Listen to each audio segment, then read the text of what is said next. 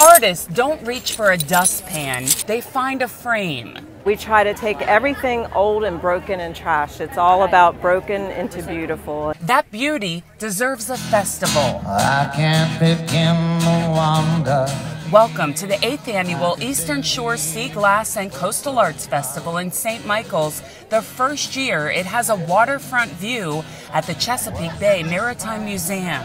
The attendance for Saturday and Sunday was 9,000. That's double compared to last year. This is going to be the best weekend that we've ever had. If you zoom out on what's broken, you'll find an anchor, a sailboat, the sun. And on a sunny 70-degree day, the weather here didn't hurt. First-year vendor Billy Looking Bill had a tough time keeping up with the demand. I'm completely unprepared for the response. It's just been humbling and just I can't believe I did not make enough pieces. Sold signs are up in her booth. Right across from the lighthouse, the founder of the festival, Kim Hannon, brought pieces from her St. Michael's boutique outside.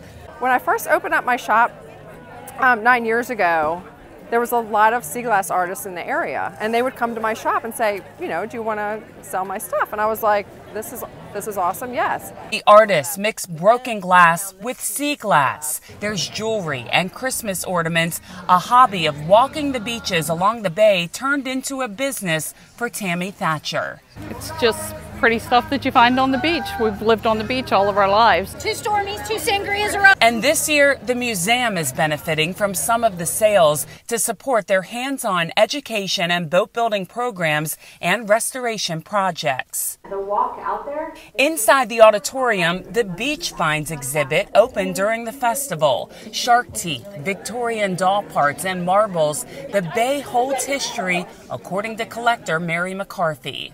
I really like the stories behind our finds. Every single thing that we find has a story behind it. So when I find a thimble, which would have been from sewing, I think about the woman who used it for all the sewing projects that she had all those years ago.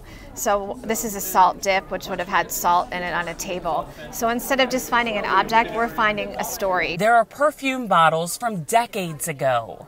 When I look at the collections, I wonder how they got into the water, how they got there. The Sea Glass Festival lasted just 2 days, but the Beach Finds exhibit will run until the end of June. A girls' weekend for people willing to take a long drive and put a frame around this day. I just bought a new house about 6 months ago, so, you know, a couple new things to add to the decor. For Chesapeake Bay Magazine's Bay Bulletin, I'm Cheryl Costello.